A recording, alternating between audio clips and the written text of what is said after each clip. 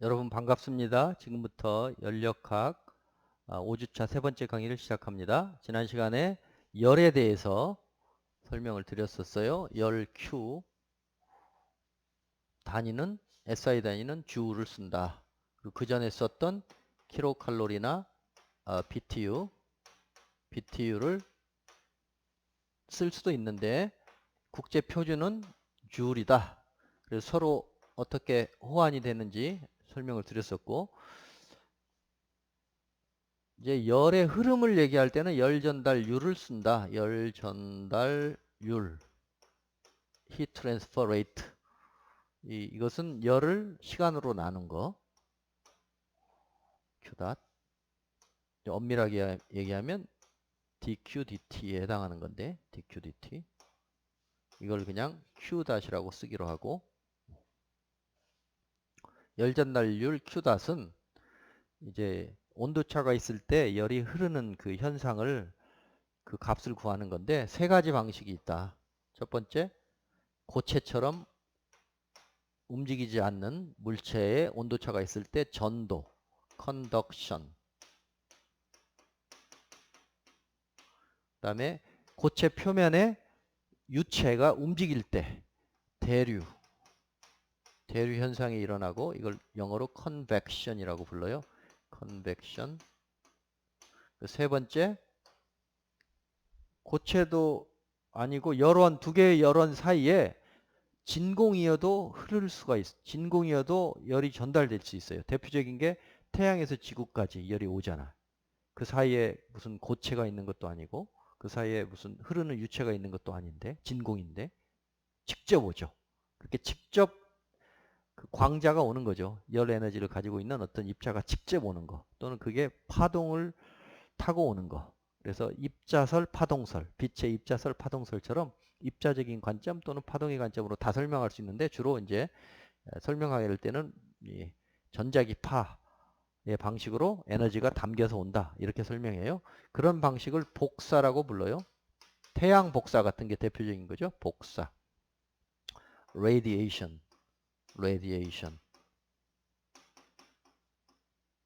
전도 경우에는 전에 아까 말씀드린 것처럼 이렇게 고체가 있을 때 고체의 단면적, 그 다음에 길이, 그 다음에 여기 단면적 A, 한쪽에 온도가 T1, 다른 쪽에 온도가 T2 이렇게 돼 있으면 이쪽이 뜨겁고 이쪽이 찬데, 그 사이에 구리봉 같은 게 끼워져 있다.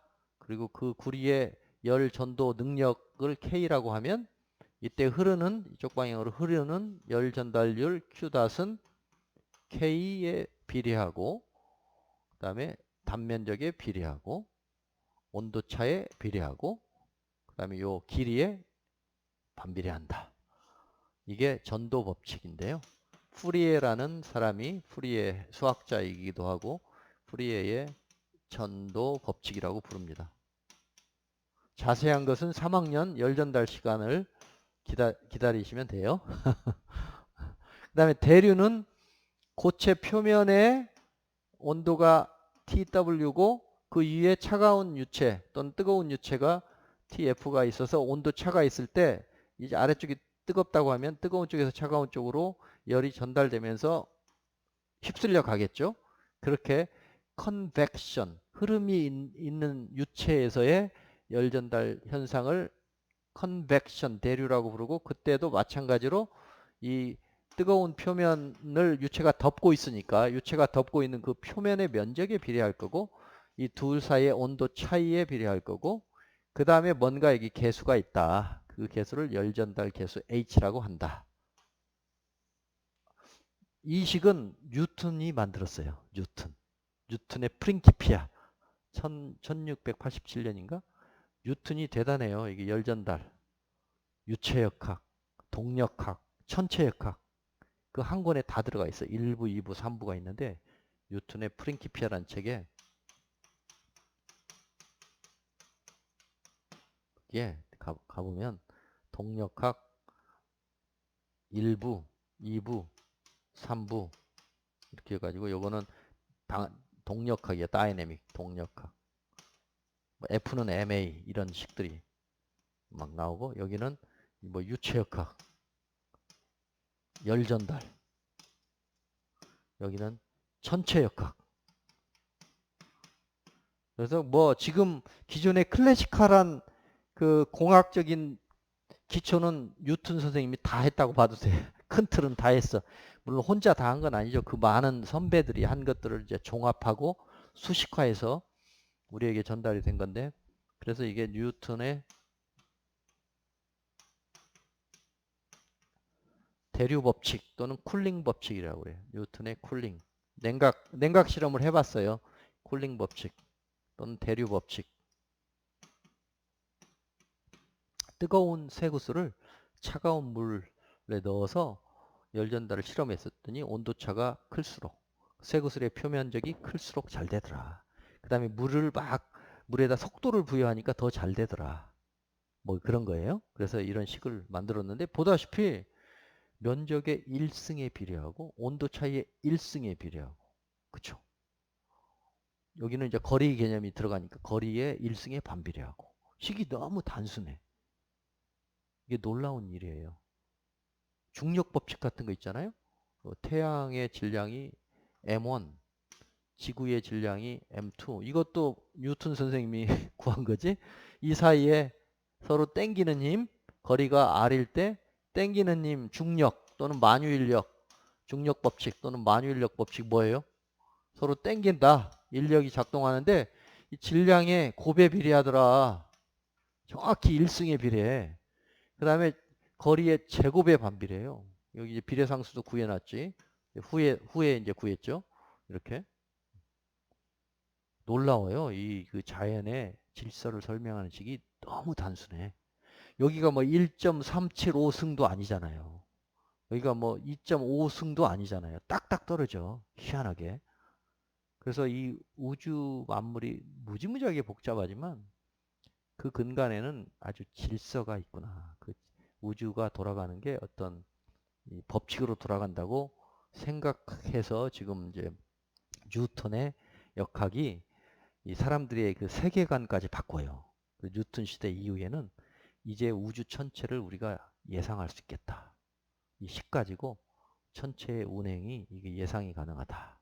나에게 이 우주의 초기 조건과 방정식만 주면 내가 우주의 모든 걸 다 알려주겠다. 이렇게 해서 이제 결정론적인 세계관이라고 불러요. 뭔가 결정할 수 있다. 그래서 후대 이제 라플라스 들어봤죠? 공업소 라플라스 때는 아주 기고만장한 표정을 해요. 그 표현을 해. 나에게 초기 조건과 방정식을 주면 내가 우주의 모든 것을 알려주마. 자기가 신처럼. 근데 나중에 이제 그 개념이 깨지죠. 아인슈타인의 상대성 이론이나 또 양자역학이 나오면서 결정론적인 세계관이 이제 붕괴가 되고, 물론 이제 거시적으로는 맞아요. 근데 아주 세부적으로 또는 어떤 특정한 조건으로 가면 안 맞아. 아주 그 큰 세계, 중력이 큰 세계, 그 이제 상대성 이론에서 말하는 거죠. 아니면 아주 작은 세계, 미시세계로 가면 잘 안 맞는 부분들이 있어요. 결정론적이 아닌 부분들이 있어. 확률론적으로 표현해야 되는 부분들이 있는데, 어쨌든 지금 공학적인 수준에서 특별히 기계, 화공, 전기 같은 경우는 거의 이렇게 결정론적인 식에 의해서 서술이 돼요. 전기도 마찬가지죠. 전기도 여기 플러스 전하가 마이너스 전하, 여기 뭐 양성자, 중성자가 있다고 치면 둘이 정지하고 있는 정전하라고 생각해봐요. 전하 두 개가 R만큼 떨어져 있어. 그러면 서로 땡기겠죠? 인력이 작용하는데 그 인력이 얘가 가지고 있는 전하량이 Q1, 얘가 가진 전하량이 Q2라고 하면 이 중력 법칙하고 완전히 똑같아요. Q1 곱하기 Q2 나누기 거리의 제곱의 반비례. 그리고 여기에 또 상수. 이게 그 유명한 쿨롱의 법칙이죠. 쿨롱. CO 쿨롱. LOUMB. 쿨롱 법칙. 쿨롱의 전하 법칙. 이거는 뉴턴의 중력 법칙을 베낀 것처럼 보이잖아요. 어? 사실상 쿨롱이 뉴턴의 중력 법칙 이미 알고 있었어요. 여긴 1600년도, 저기는 1700년생인가 그래. 1700 몇 년? 알고 있었고, 이걸 알고 있었기 때문에 이걸 유추하고 이렇게 생각하고 실험을 해보니까 맞는 거야. 그래서 이게 엄청나게 큰 거시세계의 법칙이 굉장히 작은 미시세계의 그 똑같은 상황에 적용되는 거죠. 놀라운 일이에요. 프랙탈 이론 들어봤죠? 프랙탈. 구조가 이 거시세계의 구조가 자세히 여기를 들여다보면 똑같아요. 더 작으면 이런 프랙탈 큰 구조를 세밀하게 들어가면 똑같은 구조가 계속 끝없이 나온다. 그런 이제 프랙탈 이론도 나오는데 너무 지금 연력학 해야 되는데. 자, 그 다음에 복사. 복사는 그 태양에서 지구까지 여기 진공인데도 불구하고 열 에너지가 간다. 고체 같으면 이 사이에 고체가 있으니까 고체를 타고 간다고 설명하면 되는 거고, 유체가 있다면 유체가 흐름을 가지고 여기서 열을 받아서 자기가 그 열을 태워서 간다라고 볼 수 있는데, 여기 진공이야. 진공이면 어떻게 가냐 이거예요. 여기서 에너지가 직접 가는 거지. 그냥 직접 날아가는 거예요. 공을 던진다고 생각하면 돼요. 여기서는 고체에서는 공을 옆으로 사람들이 쭉 서서 계속 쓴 상태로 이어서 전달하는 거라면, 대류는 사람들이 받아가지고 뛰면서 전달하는 거고, 그렇죠? 그 다음에 복사는 그냥 던져버리는 거야. 에너지를 바로 쏴주는 거야. 그래서 이게 이제 복사인데, 이 복사는 Q닷은 온도의 4승에 비례해요. T1의 4승 빼기 T2의 4승에 비례야. 열전달 면적에 비례하고. 그 다음에 여기도 이제 뭔가 개수가 하나 있겠지. H 같은 개수. 근데 엡실론, 시그마 이렇게 쓰는데, 이 식이 있어요. 그래서 이 식을 스테판이라는 과학자와 볼츠만, 들어봤을 거예요. 볼츠만 MANN, 볼츠만 법칙이라고 불러요. 그냥 복사 법칙, 전도 법칙, 대류 법칙, 복사 법칙. 푸리에의 전도 법칙, 뉴턴의 대류 법칙, 스테판 볼츠만의 복사 법칙, 이렇게 기억을 하시면 되고, 이것은 진공에서도 가능하다. 매질이 필요 없다. 매질이 없어도 가능하다. 물론 있어도 돼요. 없어도 가능하다. 전달이. 왜냐? 직접 날라오니까. 그렇게 이해를 하시면 되겠어요. 아시겠죠? 그래서 요 이제 자세한 거는 한 학기 동안에 내년 1학기 때 3학년 과목이니까 그때 하도록 하겠습니다. 그러면 이제 일에 대해서 설명을 드렸고, 열에 대해서도 설명을 드렸어요. 일은 압력과 최적 변화, 인티그럴 PDV, 또는 힘과 거리 변화, 길이 변화로 이루어진다. 힘을 줘서 그쪽 방향으로 이동하면 1이다. 압력을 가해서 최적 변화가 있으면 1이다. 그래서 여기 W는 인티그럴 PDV. 그 다음에 Q는, 이것은 온도 차이가 있으면 발생하는 어떤, 전달되는 어떤 에너지, 이게 열이다. 여기까지 설명드렸고, 아까 주울의 실험에서 이건 주울의 단위가 나오고, 이것은 그 전까지는 킬로칼로리 또는 BTU를 썼었는데, 주울의 실험에 의해서 통합된다. 그래, 주울로 통합된다. 이게 SI 단위가 된다. 국제 표준 단위가 된다. 주울의 실험에서, 실험을 통해서. 여기까지 이제 설명을 드리고, 이제 연력학 1법칙을 이제 수식화해 봅시다. 이제 유도해 봐요. 에너지라는 걸 유도하는 걸 해 볼게요. 유도하는 첫 번째 단계는 뭐냐면 1법칙 유도.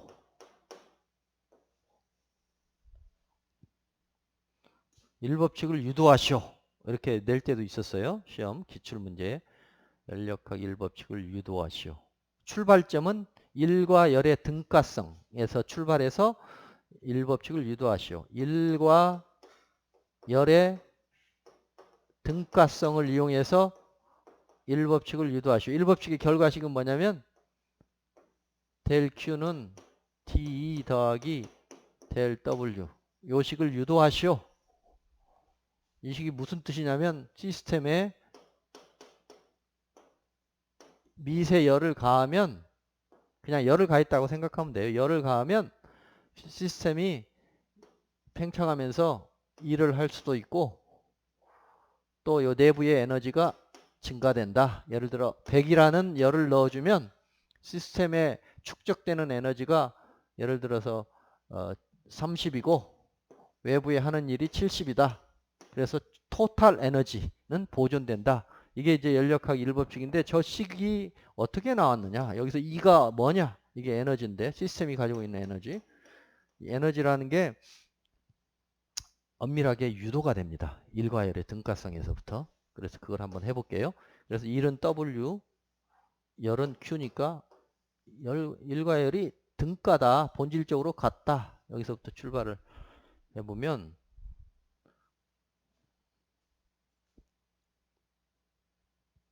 이 등가성을 사이클에 대해서 한번 적용해봐요. 사이클에 적용하면 뭐냐면 dW를 한 사이클 돌렸어. 이렇게. 이게 W예요. W. 사이클로 표현하면 이거. 한 사이클 동안에 한 일들을 다 더해라. 그런 뜻이야. 여기 동그라미를 그린 게 이게 사이클이야. 사이클릭 인티그럴. 사이클 적분. 사이클이 뭐예요? 이게 상태점인데 상태점이 1에서 2로 바뀌었다. 그럼 이걸 우리가 과정이라고 불러요. 과정. 이게 상태 1에서 상태 2로 이렇게 가는 걸 과정이라고 그러고 이런 과정이 몇 개 모여서 뭐 4개 모일 수도 있고 5개 모일 수도 있고 이렇게 여러 개 모여서 다시 제자리로 돌아가면 1, 2, 3, 뭐 4, 다시 1 이런 식으로 이 모양은 상관없어요. 임의로. 다시 돌아가는 걸 사이클이라고 하죠. 이렇게 다시 제자리로 왔으니까 이런 게 사이클이다. 그래서 에어컨, 냉장고, 엔진 이런 건 다 사이클 과정을 거치면서 열을 받기도 하고 일을 주기도 하면서 연속적으로 일을 하니까 저 일과열의 등가성을 사이클 과정에서 그대로 적용해 보자. 그러면 일과열이 등가니까 cyclic integral of work와 cyclic integral of heat는 당연히 같겠죠. 이걸 달리 쓰면 그냥 W는 Q니까 이렇게. 그런 다음에 이제 수학적으로 논리적으로 추론을 해봐요. 임의의 사이클이 있어요. 여기 출발점이 1이야. 근데 2를 찍고 다시 돌아오는데 갈 때는 A라는 길로 갔다가 올 때는 B로 왔어요. 이렇게 사이클 이렇게 돌아온 A와 B로 사이클 절반을 쪼갰다고 치면 A로 갔다가 B로 돌아오는 사이클이 하나 있을 수 있고 그러면 그 식에 대해서 한번 이 식을 적용해 봐요. 그러면 어떻게 돼요? 인티그럴 좌변은 뭐야? 좌변은 1에서 2까지 갈 때 A라는 길로 갈 때 델 W A를 어떻게 써? 우리 교과서에 여기를 A라고 합시다. A 교과서에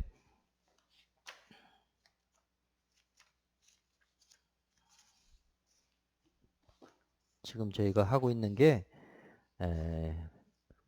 66페이지입니다. 66페이지. 66페이지.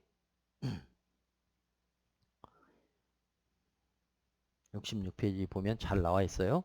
그래서 여기 이거를 표현해 봐요. 그러면 1에서 2로 갔다가 돌아올 때는 2에서 1로 돌아오는데 델 W A 이렇게 쓸 수 있죠.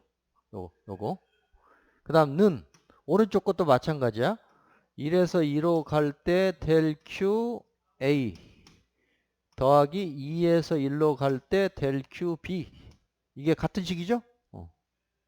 근데 여기서 돌아올 때 B라는 길 말고 뭐 C라는 길로 돌아왔다 쳐봐. 또 하나.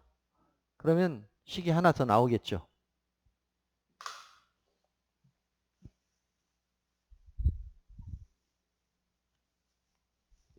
처음 이걸 접하면 좀 헷갈립니다. 그래서 꼭 여러분들이 직접 손으로 해봐야 돼요.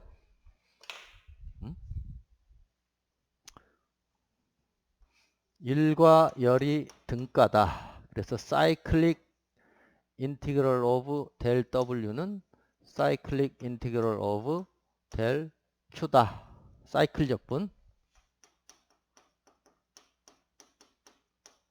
적분으로 표현하면 이렇게 되는 거죠. 같은 식이에요. 그래서 저기 말한 것처럼 첫 번째 갈 때는 A, 올 때는 B로 하니까 요 좌변을 두 개로 쪼개서 1에서 2로 갔다가 2에서 1로 돌아온다. 그랬을 때 델 W A라는 길로 가. 올 때는 B라는 길로 돌아와. 올 때는 B를 여기 두 번째는 B를 써야지. B로 돌아오고 여기도 두 번째는 B. 이렇게. 이것은 열도 마찬가지예요. 갈 때는 A라는 길로 가고 올 때는 B라는 길로 왔다. 그런데 사이클 꼭 이런 AB 사이클만 있는 게 아니고 AC 사이클도 가능하니까 AC 사이클, 이건 AB 사이클이고 AC 사이클을 보면 갈 때는 A로 갔다가 돌아올 때는 C로 돌아오는 거죠. C로 돌아오는 거. 여기는 갈 때는 그대로 A로 가는데 돌아오는 것은 C로 돌아온다. 이렇게. 뭐 사이클, 임의의 사이클 두 점을 통과하는 사이클을 썼을 때 이것도 만족하고 이것도 만족하겠지. 뭐 둘 다 사이클 인티그럴이니까. 그랬을 때 이 두 식을 빼봐요. 빼면 없어지지. 같은 것들은 없어져. 길이 다른 것만 남았어. 그래서 길이 남은 것이 뭐예요? 식을 써보면 2에서 1로 갈 때 W B로 가는 거나 B로 가는 거하고 C로 가는 거 요 차이는 2에서 1로 갈 때 델 Q B로 가는 것과 델 Q C로 가는 거 이렇게 됐죠. 그래서 이걸 WW니까 여기 B는 좌측으로 C는 우측으로 정리해 봐요. 그러면 2에서 1로 갈 때 델 W B 빼기 델 Q B는 인티그럴 2에서 1로 갈 때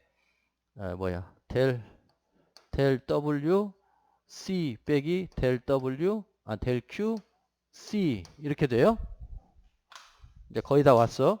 그래서 여기 좌변에 2에서 1로 갈 때 델 W 빼기 델 Q 한꺼번에 B로 표시해봐요. 이거나 2에서 1로 갈 때 델 W 빼기 델 Q C나 똑같다는 뜻이야. 그죠? 이게 무슨 뜻이야? 이 안에 있는 델 W 빼기 델 Q는 이 B로 가나 C로 가나 2로 가나 2로 가 어느 임의의 길로 가더라도 안 변하는 값이구나.